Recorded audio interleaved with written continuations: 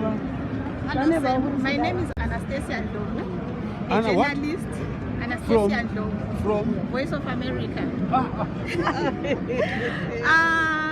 We hear the president saying he is not going to stand in 2030, but the people were singing.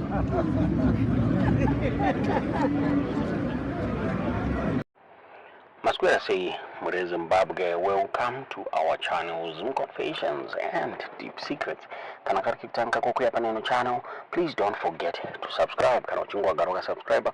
Don't forget to comment and share this video. Nasi Mure Zimbabwe takuigira nyaya yakabuda kublawayo hapo pai celebrate the 21st movement. Vice President Constantino Chiwenga wakaonekwa on camera wachiseka about nyaya ya ED 2030 nyaya kutonga kuswika beyond the constitutionally mandated term limit. Mure Zimbabwe asinopera mushe mangona video yatakuradzai rakatorwa na a journalist anonzi Anastasia Ndlovu where the Voice of America akavunza about my ambitions a President Mnangagwa ekurula beyond 2028 va Chiwenga havana kuresponda this question chavakakwanisa kuita kwanga kuri kuseka. Mure Zimbabwe this video ranetsa ma streets social media. Mure Zimbabwe a lot of people are saying kuti pane ma volumes akawanda akataurwa ipapa na va Chiwenga. Mure Zimbabwe tingaziye kuti munoona sei nyaya iyi zimwe ayabuda chireportawo on this issue vachitaurayo vachiti in a captivating and unscripted moment at the 21st movement function in Bulawayo, Zimbabwe's Vice President Constantino Chiwenga was caught on camera openly laughing off President Mnangagwa's boastful claim that he would succeed in violating the constitution and cancelling future elections. The scene, now making waves on social media, offers a rare glimpse into the brewing tensions at the highest level of Zimbabwe's political hierarchy. Dressed in a crisp white shirt adorned with bold traditional prints, Chiwenga exuded confidence as he paced on outside the Ministry of Industry and Commerce building. His entourage surrounded him, but it was his reaction to the 2030 presidency talk that stole the shadow. As journalist Anastasia Ndlovu posed a question about Mnangagwa's ambitions to extend his rule indefinitely, Chiwenga's face broke into a broad grin, his laughter unmistakable. The video shared on Sunday morning captures Chiwenga chuckling with genuine amusement and stark contrast to the stoic and often controlled expressions typical of Zimbabwean political figures. The laughter wasn't just a passing reaction, it was a powerful statement. It spoke volumes about the skepticism within the corridors of power regarding Mnangagwa's intentions and the reality of his grasp over the ruling ZANU-PF party. As he strolls away, still smiling, Chiwenga's demeanor seemed to say it all. The idea of Mnangagwa bending the constitution to his will is nothing short of laughable. Behind him, a sea of aides and officials exchanged knowing glances, as if acknowledging the unspoken truth that not everyone within the party was marching to Mnangagwa's beat. This public display of myth from the Vice President of Zimbabwe is already fueling speculation about the future of the nation's leadership. Will the masses allow this to happen? Anything can happen from now. With whispers of internal party disputes and increasing calls for Mnangagwa to step down, Chiwenga's laughter might just be the sound of an impending political shift. Whether this movement marks the beginning of the end for Mnangagwa's controversial rule remains to be seen, but one thing is certain: the laughter of Vice President can sometimes echo louder than proclamations of the president. Mure Zimbabwe, that is MI. Tikazoona sei nyaya iyi kwatulukita zinomera mushe President Mnangagwa vakabuda vachitaura ivo vachiti he is going to step down by 2028. Zvisinei his Midlands province iribuda ichitaura yachiti they are going to force him kuti vatonge beyond his second term limit. Tingazoti munoona sei nyaya zvichapera mushe kana kuti nyaya yakaburitswa nemaizimbabwe.com vachitaura vachiti despite President Mnangagwa's repeated assurances that he will step down in 2028 in accordance with the constitution, his home province of Midlands is openly defying him, vowing to continue pushing for an extension of his term of office until 2030.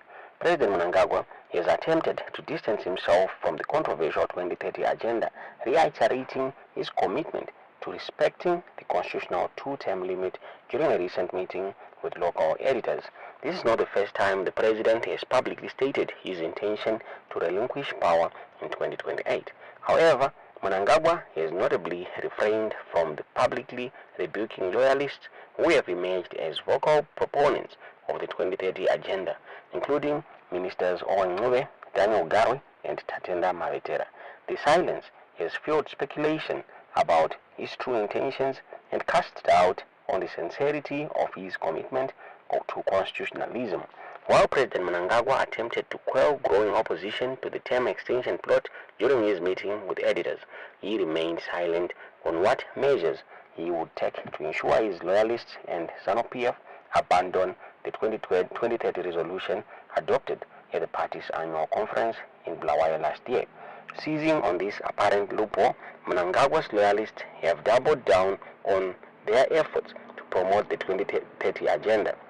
Midlands Provincial Affairs Minister Owen Ncube, addressing all veterans at the launch of the residential stand scheme in Gweru, declared that there was no going back on the term extension. Fellow comrades, I assure you that the Midlands Province remains steadfast, resolute, and unwavering in support of Resolution Number 1, overwhelmingly endorsed by all country's 10 provinces. In Bulawayo last year, mandating His Excellency, the President of the Republic of Zimbabwe, Comrade Dr. E.D. Mnangagwa, to lead the nation towards attainment of our national Vision 2030, Ncube stated. Ncube, also known as Touch Bomber, due to his history of violence, further praised Mnangagwa's leadership, stating, "It is therefore befitting that our nation takes pride in the people-oriented leadership of His Excellency, the President of the Republic of Zimbabwe, Comrade Dr. Emmerson Dambudzo Mnangagwa himself, who was a decorated freedom fighter who trained in Tanzania, Egypt, and the People's Republic of China, and survived the death penalty on a legal technicality." Ncube's unwavering support of the ED 2030 agenda is particularly notable given his history of alleged human rights abuses. He was placed on the United States sanction list due to what Washington says is credible information of his involvement in gross violations of human rights. The defiance of Mnangagwa's home province was further underscored during the National Youth Day celebrations in Bulawayo. A group of intoxicated ZANU-PF youth members sang songs in favor of the 2030 agenda, chanting Tisu Takavatuma Kutungamirira to 2030. To 2030. Ngwena Yawina. Mnangagwa, who addressed the gathering, made no intention of the 2030 plot in his speech.